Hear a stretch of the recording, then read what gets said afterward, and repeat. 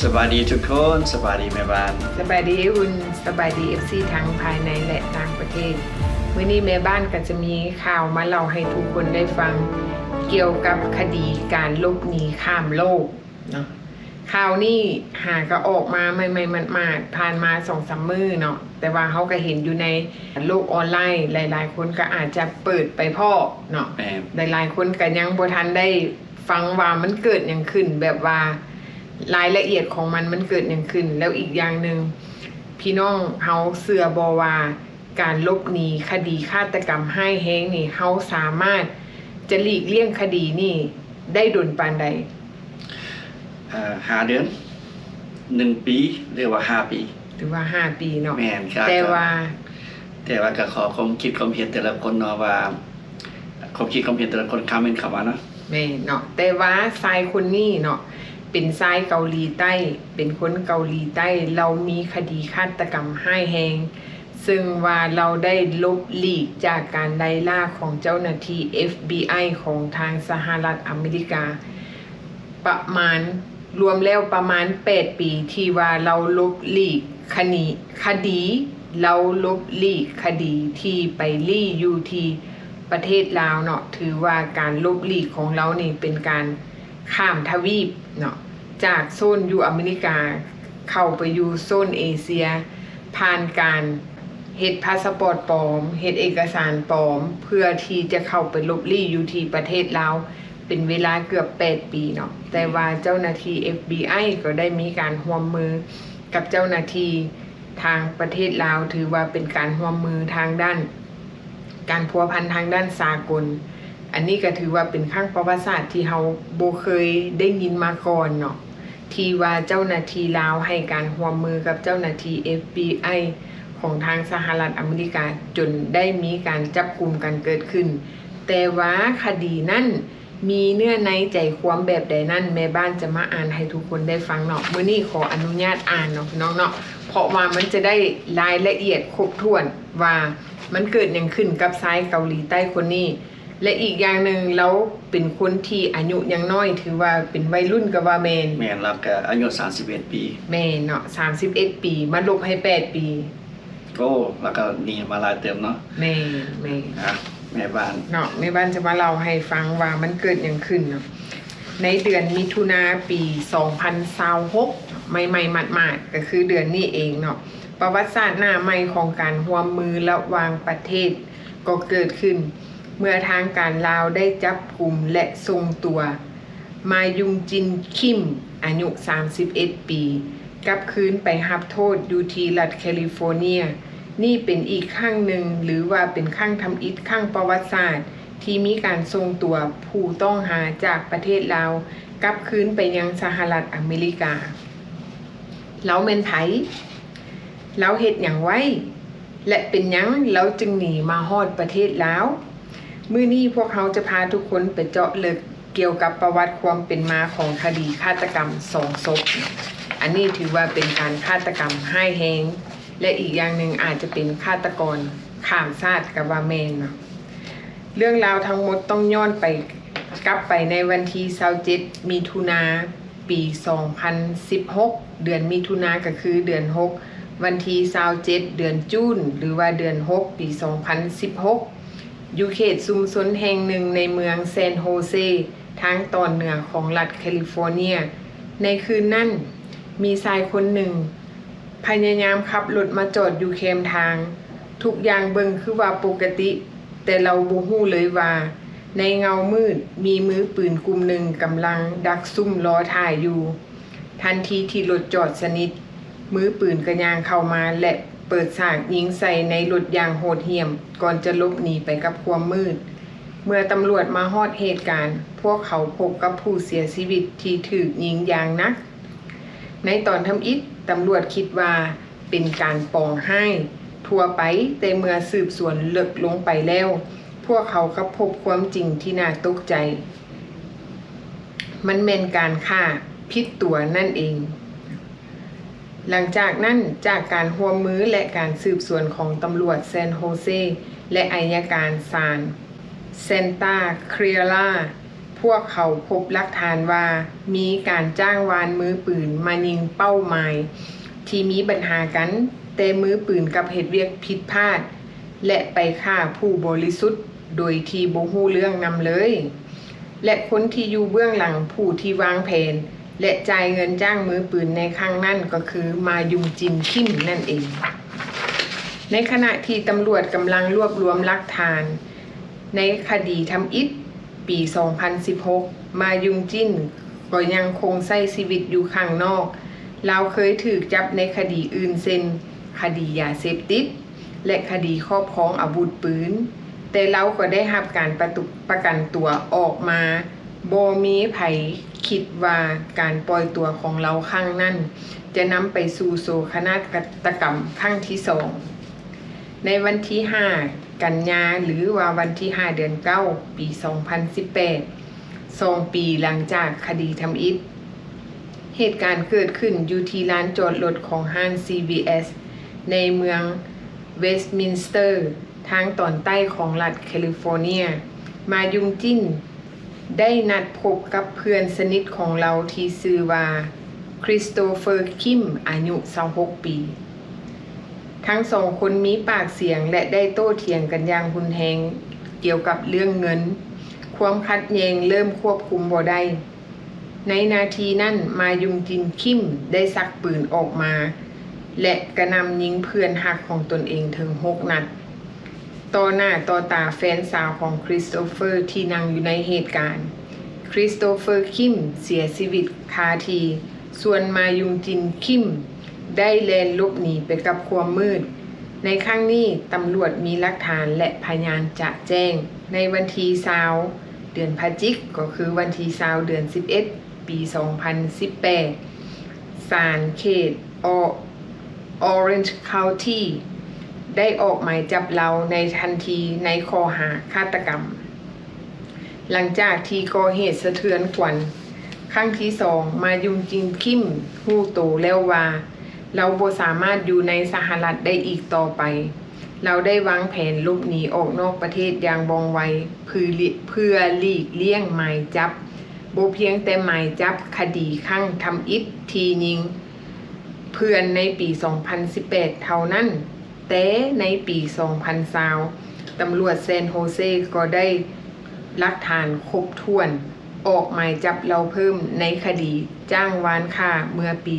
2016 อีกด้วยเราก็กลายเป็นผู้ต้องหาในคดีใน2 คดี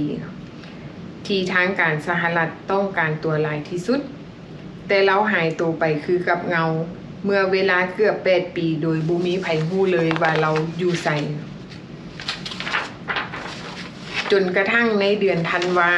ปี 2025 ก็คือเดือน10 ปี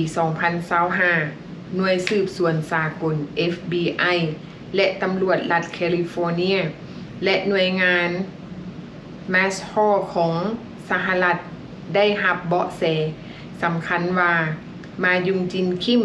ได้แอบมาลี่ซ่อนตัวและอาศัยอยู่ในประเทศลาวโอ้เก่งเนาะตำรวจฮู้ว่าเราลบหลีกมาฮอดประเทศลาวคิดเบิ่งว่าจากสหรัฐอเมริกาจนไปถึงประเทศลาวมันผ่านไปจากประเทศเนาะลาวได้ใช้ชีวิตอยู่ลาวโดยปิดบังตัวตนใช้เอกสารเดินทางปลอมและเดินทางเข้าเมืองแบบผิดกฎหมายเพื่อบ่ให้เจ้าหน้าที่ตรวจพบแต่ในโลกยุคปัจจุบันบ่มีบ่อนใดที่สามารถลี้ได้ตลอดไปเมื่อฮู้พิกัดว่าคิมเราไปลี้อยู่บ่อนใดฮู้ที่พักที่แน่นอนปฏิบัติการลับระหว่างประเทศจึงเริ่มขึ้นพี่น้องน่าสนใจเนาะแม่นเจ้าหน้าที่สหรัฐประสานงานใกล้ชิดกับทางการลาวในท้ายเดือนพฤษภาคมปี 2026 ก็คือท้ายเดือน5ของปี 2026 ใหม่ๆหมาดๆมานี่เนาะเจ้าหน้าที่ตำรวจลาวได้เข้าจับกลุ่มมายุงจินคิมในข้อหาละเมิดกฎหมายคนเข้าเมืองและใช้เอกสารปลอมและในวันที่9 มิถุนายน ปี 2026 หรือว่าวันที่9 เดือน 6 ปี 2026 2 อาทิตย์ที่ผ่านมานี้ เราได้ถูกควบคุมตัวขึ้นเรือบิน โดยกงจากประเทศลาวจนมาฮอดสนามบินสากลลอสแองเจลิสทันทีที่เราตีนเหยียบพื้นดินเราก็ถูกใส่กุญแจมือและถูกส่งตัวไปขังคุกอยู่เมืองอานาเฮียมก่อนจะถูกย้ายไปคุมขังอยู่เซนตาคาราหลังจากนั้นท่านอัยการเขต Orange County ได้กล่าวแถลงอย่างเด็ดขาดว่าความยุติธรรมบ่มีพรมแดนพวกเขาจะติดตามไล่ล่าผู้ต้องหาไปจนสุดขอบโลกเพื่อเอาตัวมารับโทษให้ได้นอกจากนี้ทางการสหรัฐยังได้แสดงความขอบใจอย่างสูงต่อกับการร่วมมือของเจ้าหน้าที่ลาวที่เฮ็ดให้คดีนี้ปิดฉากลงได้เนาะตอนนี้มายุงจิ้นกำลังรอท่าการขึ้นศาลโดยจะถูกดำเนินคดีอยู่เขตซันตาคาราในข้อหาจ้างวานฆ่าและพยายามฆ่าจากนั้นจะถูกส่งตัวไปดำเนินคดีต่ออยู่เขตออเรนจ์ในข้อหาฆาตกรรมโดยเจตนาโทษสูงสุดแล้วอาจจะได้รับแม่นการจำคุกตลอดชีวิตโดยที่บ่มีการรับประกันตัวคดีนี้เป็นบทเรียนให้เห็นว่าบ่ว่าจะหนีไปไกลปานใดหนีไปอยู่มุมใดของโลกกฎหมายและความยุติธรรมก็จะนำไปเคาะประตูเฮือนจนถึงที่สุดเพิ่นว่าแล้วท่านผู้ชมเด้เนาะพี่น้องคิดแนวใดกับคดีนี้คิดว่าการร่วมมือระหว่างลาวและสหรัฐครั้งนี้เป็นจุดเริ่มต้นที่ดีในการปราบปรามอาชญากรข้ามชาติบ่เนาะพี่น้องเนาะคอมเมนต์บอกพวกเฮาอยู่กองคิดว่าการร่วมมือระหว่างประเทศลาวกับสหรัฐอเมริกาณตอนนี้ก็ถือว่าเป็นนิมิตใหม่ที่ดีอันนี้เขาก็บ่เคยได้ยินมาก่อนก็หมายความว่าจุดเริ่มต้นเนาะที่กระเจ้าประสานงานนำกันแม่นเพราะว่าที่ผ่านมาเขาก็บ่เคยได้ยินจักเทื่อว่ามีการส่งตัวผู้ร้ายข้ามแดนเขามีแต่ในหัวเขาคิดแต่ว่ามันคือสิเป็นไปบ่ได้มันคือสิบ่มีดอกเพราะว่าเขาบ่เคยได้ยินจักเทื่อเพราะว่าสมัยก่อนสังคมเกี่ยวกับโลกออนไลน์เนาะเกี่ยวกับการสื่อสารมันยังบ่ได้เปิดกว้างเพิ่นอาจจะมีมาก่อนหน้านั้นแต่ว่าเขาบ่ฮู้แม่นอันนี้ก็เป็นข่าวดีเนาะสำหรับไผมีคดีส่วนหลายเนาะส่วนหลายเฮามีแต่ยินแต่เกี่ยวกับประเทศอื่นเพื่อนบ้านบ่ซิแต่ว่าสำหรับประเทศลาวเฮามันเนี่ยครั้งแรกที่เฮาได้ยินแบบนี้ถ้าไผไปลี้ภัยอยู่ไสก็ลี้ได้บ่ได้โดนเนาะถ้าหากว่าทางอเมริกา FBI ตำรวจอเมริกาต้องการก็จะนำจนได้เพราะว่าจะสเปรีอยู่ใส่แม่นเพราะว่ากฎหมายของอเมริกาถ้าหากว่าผู้ใดที่เฮ็ดผิดกฎหมายให้แฮงเนาะเกี่ยวกับคดีฆาตกรรมค้ายาเสพติดถ้าหากว่าเจ้าหน้าที่เขาต้องการตัวบ่ว่าเขาจะไปอยู่มุมใดของโลกเขาก็จะไปนำเอาจนได้เนาะก็คือเขาบ่คิดว่าผู้ให้ที่ว่าก็อาชญากรรมให้แฮงเราสิไปรีอยู่ที่ประเทศลาวและเฮาก็บ่คิดว่าเจ้าหน้าที่ลาวจะให้การร่วมมือแบบว่าแบบจริงจังโดยที่ว่าบ่มีไผฮู้มาก่อนว่าจะมีการส่งตัวของผู้ให้ข้ามแดนเนาะแต่ว่าอันนี้มันก็เป็นความภูมิใจอันนึงของคนลาวที่ว่าเจ้าหน้าที่ของทางประเทศลาวเจ้าหน้าที่ที่แบบว่าเพิ่นร่วมมือกับสหรัฐอเมริกาซุ่มเงียบว่าซั่นซะแม่นมันก็เฮ็ดให้ประเทศบ้านเฮาก็มีความมั่นใจขึ้นแบบว่าเจ้าหน้าที่เอาใจใส่นำคนผู้ร้ายเนาะแม่นอันนี้ก็ถือว่าเป็นข้อดีอันนี้เฮาก็เลยได้มาเล่าให้ทุกคนได้ฟังว่าอันนี้ก็ถือว่าเป็นความภูมิใจของคนลาวอันนึงที่เจ้าหน้าที่ลาวเพิ่นก็ให้สามารถจับกุมคนให้เนาะคนให้ที่บ่แม่นให้แบบธรรมดาอาชญากรข้ามชาติก็ว่าแม่นลบลี้จากสหรัฐอเมริกาไปอยู่ประเทศลาวตั้งเกือบ8ปีแต่ยังสามารถจับกุมได้เนาะมันเป็นการร่วมมือที่ว่าเป็นสายสัมพันธ์อันดีอันนึงแต่เฮาเห็นครั้งนี้เป็นครั้งแรกมันอาจจะมีครั้งที่2ครั้งที่3แล้วก็ครั้งต่อๆไปบ่ต่างหยังกับเฮาสมัยก่อนเฮาบ่คิดว่าจะมีการส่งตัว deportee กลับคืนเมืองยังประเทศบ้านเกิดก็คือ สมัยก่อนบ่มีการรับตัวเอาคนลาวที่มาในนามอพยพแล้วกระทำผิดกฎหมายส่งกลับคืนเมืองยังประเทศบ้านเกิดแต่ว่าปัจจุบันนี้เฮาก็ได้เห็นแล้วว่ามันเกิดขึ้นแท้เนาะเมื่ออดีตอาจจะมีแต่ว่าเพิ่นรับคนหนึ่งหรือ2คนบ่ได้รับแบบจำนวนหลาย แต่ว่ามาปัจจุบันนี้ก็มีจำนวนเพิ่มขึ้นหลายขึ้นเนาะคือ2ปีผ่านมาที่มาในยุคของรัฐบาลของโดนัลด์ทรัมป์ที่ส่งคนลาวกลับคืนเมืองยังประเทศบ้านเกิดนี่ประมาณ1,000 กว่าคนแล้ว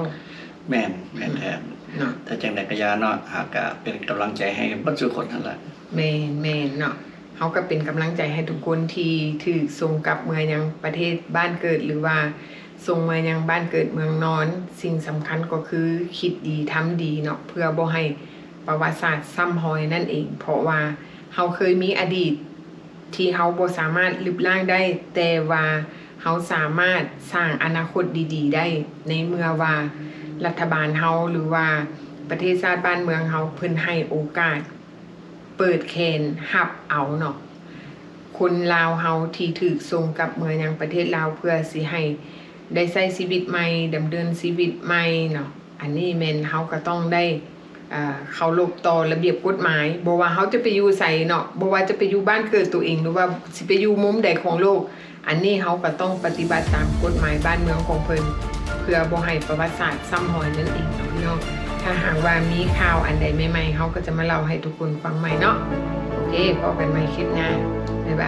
าย